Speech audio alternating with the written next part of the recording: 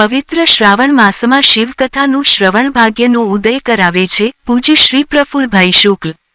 નારગોલના જગદંબાધામમાં ભંડારી સમાજ અને યતીનભાઈ ભંડારી દ્વારા આયોજિત આંતરરાષ્ટ્રીય સુપ્રસિદ્ધ કથાકાર પૂજ્ય શ્રી પ્રફુલ્લભાઈ શુક્લની શિવ મહાપુરાણ કથાનો આજે મંગલ આરંભ થયો છે.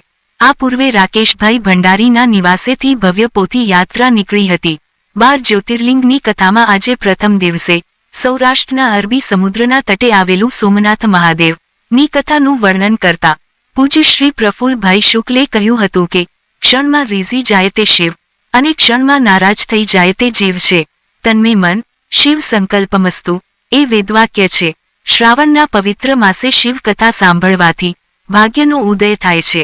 આજે કથામાં 182 ઉમરગામ વિધાનસભાના લોકલાડીલા ધારાસભ્ય શ્રી રમણલાલ પાટકર, યુવા નેતા શ્રી વિજયભાઈ પાટકર, ઉમરગામના વિદ્વાન આચાર્ય શ્રી ચંદુભાઈ શુક્લ, સ્વામિનારાયણ સંપ્રદાયના શ્રી કોઠારી સ્વામિનારાયણ, ઉદ્યોગપતિ શ્રી નરેશભાઈ દાંડી તેમજ મરોલી, ફણસા, દોડીપાડા, નારગોલના ગામે ગામથી પધારેલા શ્રોતા ભક્તો આ શિવકથામાં ઉપસ્થિત રહ્યા હતા.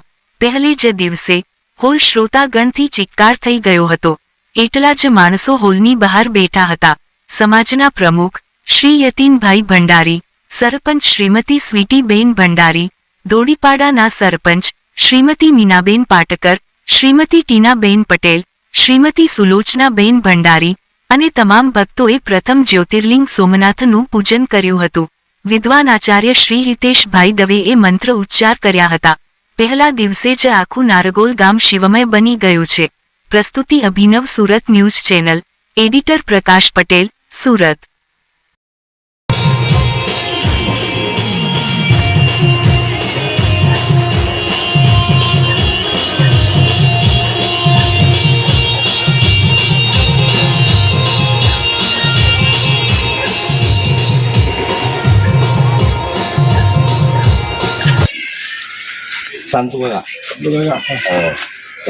रक्षो अरिष्टनेमि स्वस्ति नो बृहस्पति ददास्तु.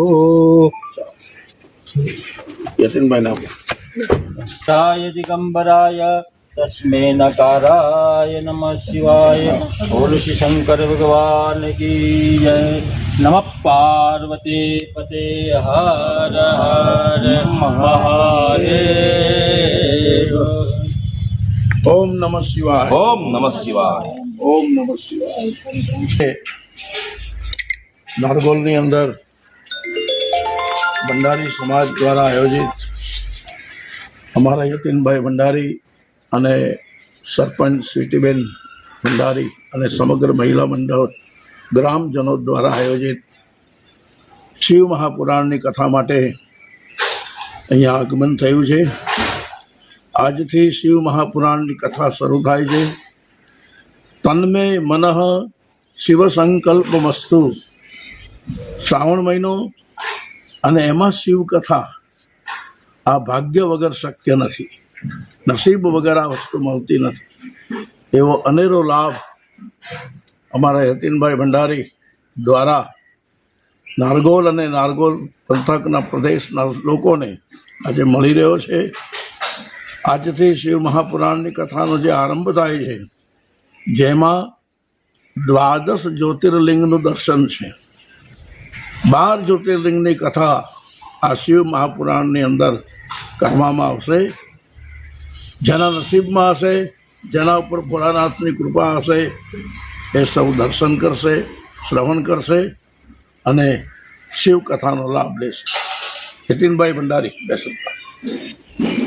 ખૂબ જ આનંદની વાત છે. આજે નારગોલની ભૂમિ ઉપર બાપુ પધાર્યા છે.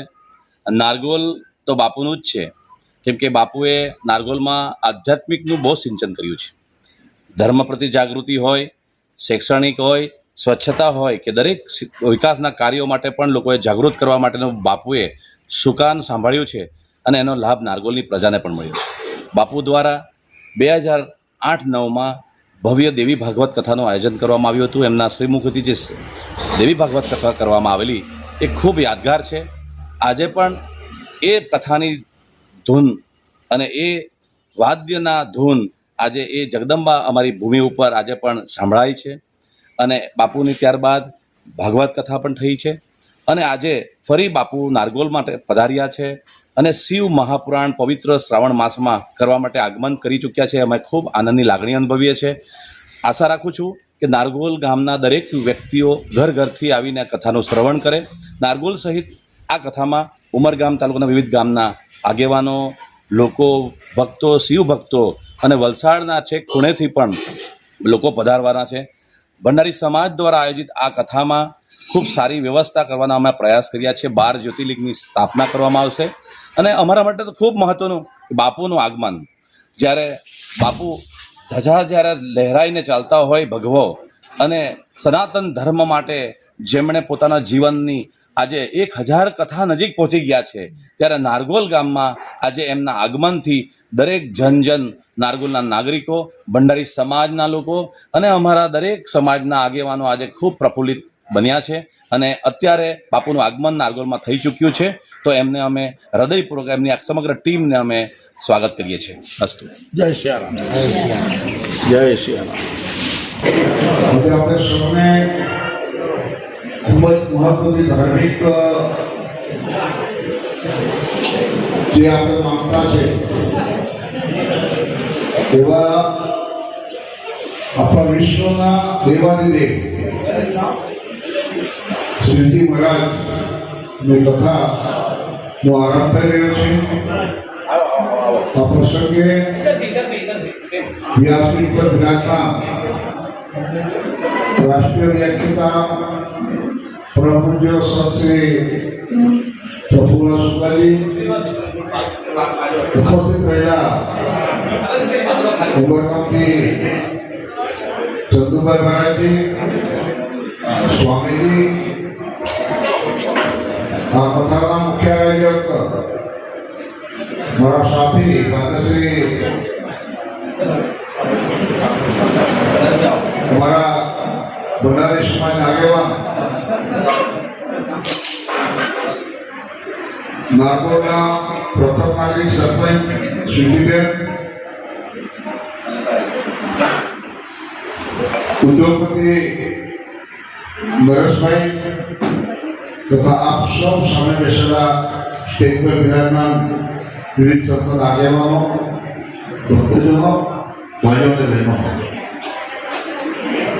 આપણા વિસ્તારની અંદર ખૂબ સારું ધાર્મિક વાતાવરણ બનતું જાય છે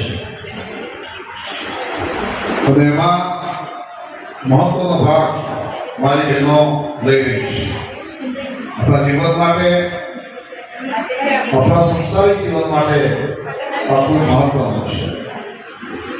જ્યાં સુધી ભક્તિનું જ્ઞાન આપણે ન લઈશું ત્યાં સુધી જે રીતે અઘોરગળો સર્જાય તેમાં આપણું જીવન ભટકતું રહેશે.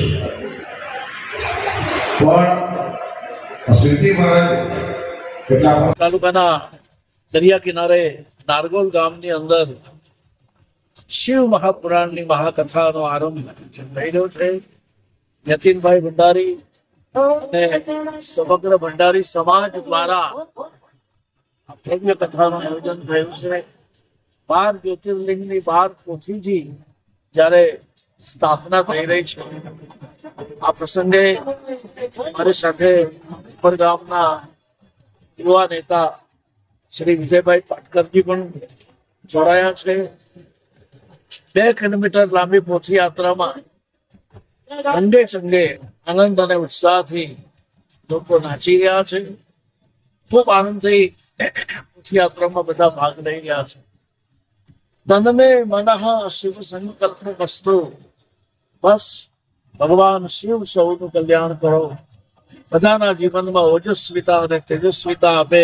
શ્રાવણ માસમાં શિવ કથા સાંભળવી એટલે ભાગ્યનો ઉદય થાય એ માટે છે. શ્રાવણ મહિનામાં શિવ કથા સાંભળવાથી ભાગ્ય ખુલે છે એમ શિવ પુરાણ કહે છે. અને ખૂબ જ આનંદથી આ કથાનો આજે આરંભ થઈ રહ્યો છે. નારગોલમાં સ્વીટીબેન, યતીનભાઈ ભંડારી, સરપંચશ્રી અને નારગોલના ગ્રામજનો દ્વારા વિજયભાઈ પાટીલ પવિત્ર શ્રાવણ માસે 13 થી 19 દરમિયાન શ્રીમદ ભાગવત કથાનું આયોજન ધોળીપાડા સાંસ્કૃતિક હોલ ખાતે થયું હતું અને આજે 20 તારીખથી 28 તારીખ દરમિયાન શિવ પુરાણ મહાકથાનું આયોજન નારગોલ જગદંબા ધામ ખાતે થઈ રહ્યું છે ત્યારે હું તમામ ઉંબરગામ તાલુકાના શિવ ભક્તોને આમંત્રિત કરું છું.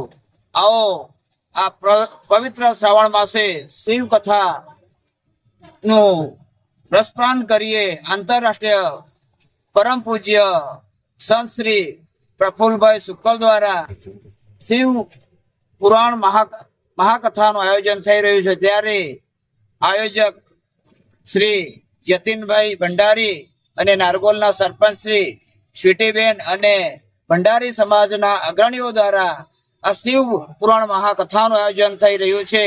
આવા જ ધર્મના કાર્યો અને સૌ ભક્તજનોને હું આમંત્રિત કરું છું. ધન્યવાદ. સન્ડે અભિનવ સુરત ન્યૂઝ ટીવી ચેનલ અને એના એડિટર પ્રકાશભાઈ અને અભિનવ સુરત ટીવી ન્યૂઝના લાખો દર્શકોને અંતરની શુભકામના પાઠવું છું અને ધન્યવાદ આપું છું. આભાર વ્યક્ત કરું છું કે નારગોલ જેવા ઊંડાણમાં રહેલા આ ભાગવત કથા, આ શિવ કથાના અંશને અભિનવ સુરત ટીવી ન્યૂઝ દ્વારા લાખો દર્શકોને એનો લાભ મળી રહ્યો છે. ધન્યવાદ. જય શ્રી રામ.